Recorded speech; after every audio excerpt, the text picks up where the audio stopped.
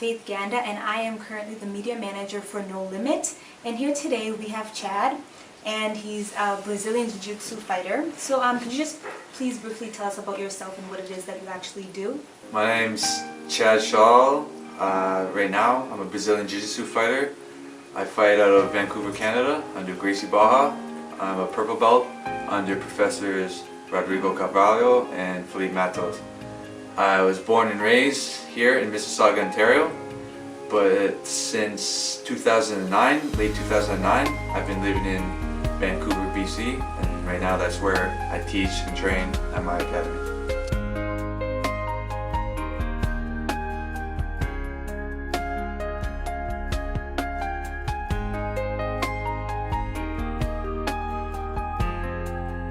So just for our audience, just to get some clarification, what would you say sets Brazilian Jiu-Jitsu from other forms of martial arts such as Taekwondo, Karate, and so forth? Well, first thing people get it mixed up with is that in Brazilian Jiu-Jitsu we don't strike.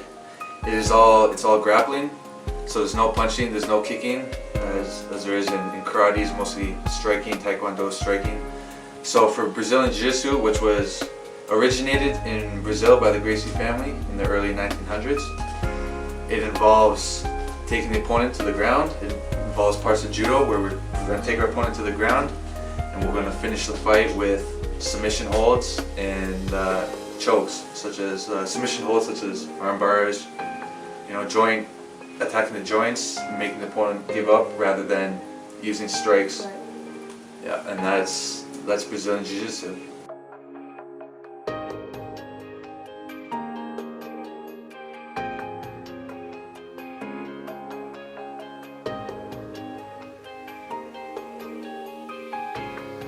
How did you first get introduced to this sport, and what really kept you in it and interested and kept you going? Well, first thing was coming out of high school. I really got interested in the UFC, the Ultimate Fighting Championship. It became more and more popular, and I would go Saturday nights with my friends, with my buddies. I would watch fights going on, but I did not know exactly what was going on. I would see some punches thrown, and I see them go to the ground, and I'd have no idea what was going on. And I wanted to start kickboxing, start training Brazilian Jiu-Jitsu. I wanted to understand. I didn't just want to watch and not know what's going on. I'm someone that likes to, fully understand what's going on. So that led me to Brazilian Jiu-Jitsu.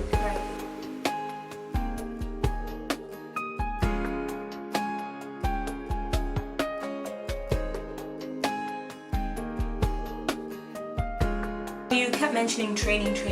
So I really just wanted to know, how many times would you say you dedicate to training for this sport in a week? Well, first I would say I train for my actual sport. For Brazilian Jiu-Jitsu, I'm on the mats, I would say twice a day, 5 days a week. So that's about 10 hours. And then strength and conditioning, I do 2 to 3 times a week.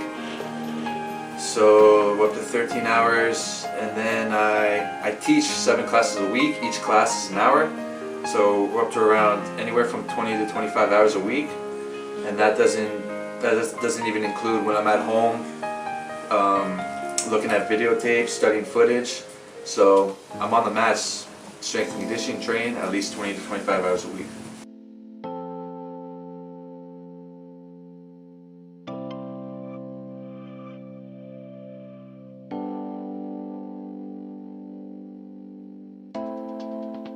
Goes to show that your dedication and your commitment to the sport has really paid off, because like you said in one of your biographies that I read, basically that you between February 2011 you won 15 gold medals out of 17 competitions. Yeah. Correct? Yeah, that's correct. So I think that's pretty incredible right there on its own, and I just really wanted to know, obviously your record is pretty close to perfection. So did you ever suffer a loss that really hit home, and how did you feel when you lost that? For sure, I've won a lot of fights, at least over 100 fights, and I've lost quite a few too. The most painful losses, I would say for me, would be at the World Championships in May 2012, where I lost in the semifinal and had to settle for a bronze medal. And I would also say in March, this is March 2012, I lost at the Pan Am Games, the Pan Am for Brazilian Jiu-Jitsu. I lost in the final. I had to settle for silver. They were painful, but I think they made me a lot better because from my losses, I learned the most. Right. When you're winning all the time, you don't notice your mistakes. Right. When you lose, you notice, someone took advantage of a mistake you made, and I either make the mistake during this fight when I lose, or I'm eventually gonna make the mistake again. Right. So it was painful, but it helped me a lot because right after those competitions in California, I went right back to Vancouver with my great coaches, great professors, great instructors, and right away we were back on the mat.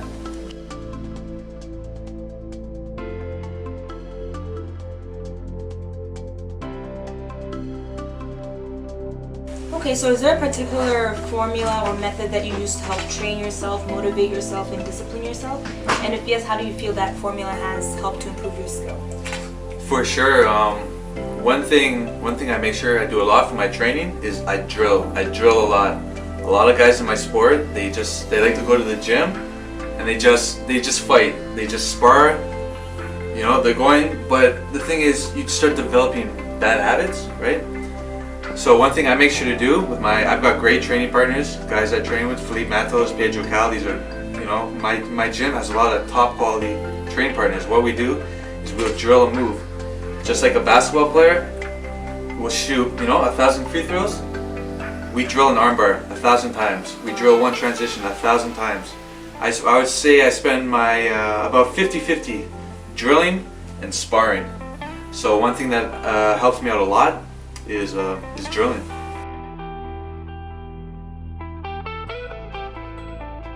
Okay, so I just wanted to ask you, how would you define success? I would define success as, achieving your goals, setting a goal, and achieving exactly what you want. Expecting a lot of yourself and going after it and getting it. Not taking anything, not settling for anything less than what you're trying to get, right? And being happy with that goal. Set a high goal. Make the sacrifices you need to. Be determined. Achieve your goal, and that's how I would define success.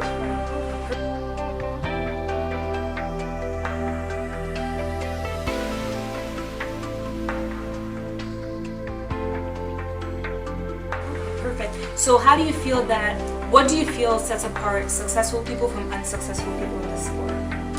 Oh, definitely determination, discipline, and perseverance. A lot of when I started training jiu-jitsu, man, the first 2-3 months, it's horrible. I'm wearing a gi, I'm wearing a kimono. It's so hot. I'm rolling around, sweaty mats. I'm getting beat up by guys 60 pounds lighter than me.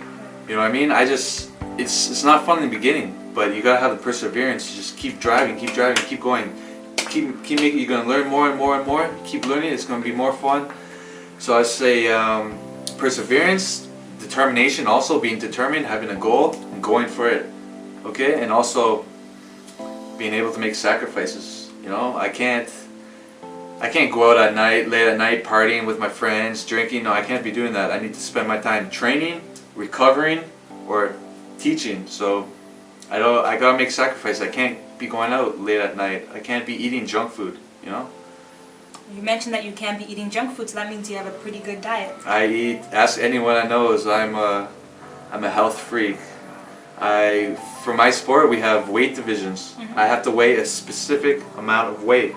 If I weigh half a pound over that weight, I'm disqualified. I'm not gonna go to California and go all the way down there and not even fight, get disqualified before the match. So I need to make sure. So does the same apply if you're half a pound below? You can be below, but it's better to be right around the limit, because if you guys have the same technique and you guys have the same speed, maybe that little bit of extra weight or that little bit extra strength will play a part. But it's important to eat clean and be as lean as possible. It's not good to be too bulky in my sport. So yeah, I make sure Lots of fruits, lots of vegetables, good clean carbs, brown rice, yams, sweet potatoes, and moderate amount of protein like chicken. Okay, so since you're a health freak, I'd like to ask you, let's say you had a banana and an apple. Yeah. Which one would you go with? They're both healthy. Oh, okay, then I'm going to get really deep here with the with the food and nutrition. If I just worked out or I needed a little bit of energy like right away, definitely the banana.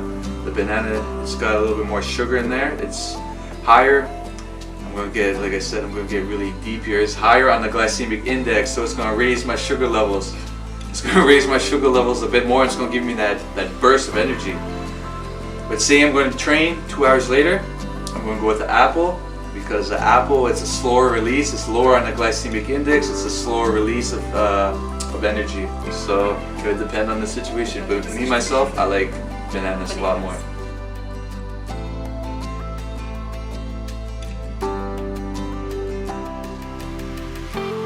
I noticed that you're graduating summer 2013 with a double major in human geography and history. That's right. From University of British Columbia.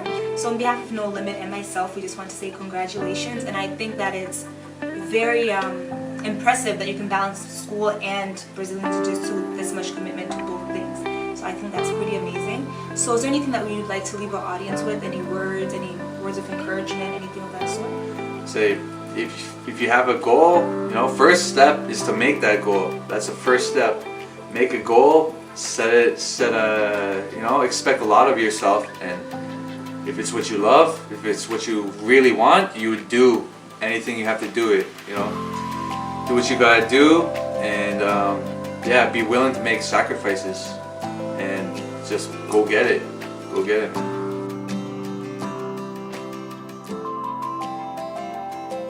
So when I started training about 3 years ago.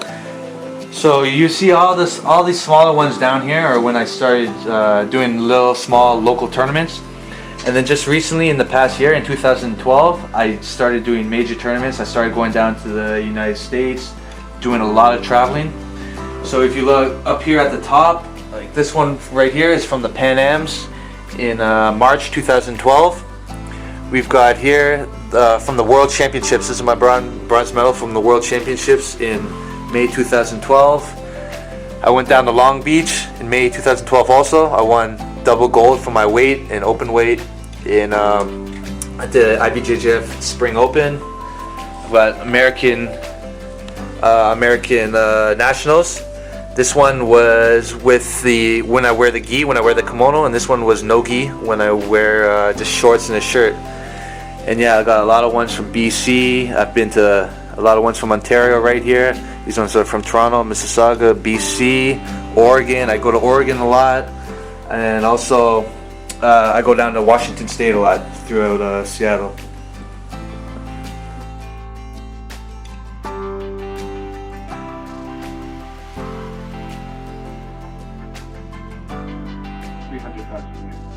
Okay?